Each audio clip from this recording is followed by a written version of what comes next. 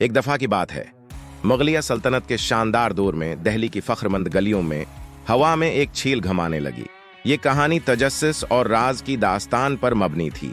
अस्का मजनबाद दिचून बा दिलीजी बेस के दिएगी बेटिन किया तबीवा के घराने पर था। वो अत्तत व शौकत के मौजूदा नुमाइंदे थे, लेकिन उनके शहारे की खूबसूरती के पीछे एक राज छिपा हुआ था।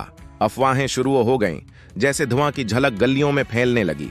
वो बीवी जो बहादुर शाह जफर की अजीज थीं, उन्हें जिंदगी की ज़िबाइश का पैकर तसव्वुर किया जाता था, लेकिन उनकी शानदार बनावट के पीछे एक खफिया राज पोशीदा था।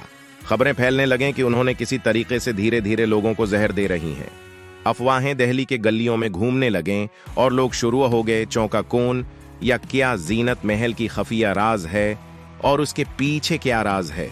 एक दिन एक नौजवान सहाफी रोहान इस कहानी की तरफ धीमी चढ़ाई लेता है। वो मौका मुलाकातें करता है, अफवाहें जमा करता है और अफवाहों को पीछे करने की कोशिश करता है। लेकिन जब वो अफवाहों के पीछे जाता है तो वो जानता है कि कुछ भी वैसा नहीं है जैसा लगता है। उसने फैसला किया कि इस नजरिया को पुरामल में बदलना होगा। रोहान को मालूम होता है कि उसको उस खफिया राज का हल मिलने के लिए भी मुआहदा करना होगा। वो जानता है कि उसके पास एक मस्कचोफाही आली का फेप्राह रास्ते मुकाबला करने को तैयार है। जैसे ही वो जैंत महल के राज को हल करता है, इस नौजवान सहाफी का मुश्किल हमदर्द सफर शुरू हो जाता है। जैसे ही अफवाहों की तलखी को हल करता है, अख्तितामी राज आपके सामने खुलता है।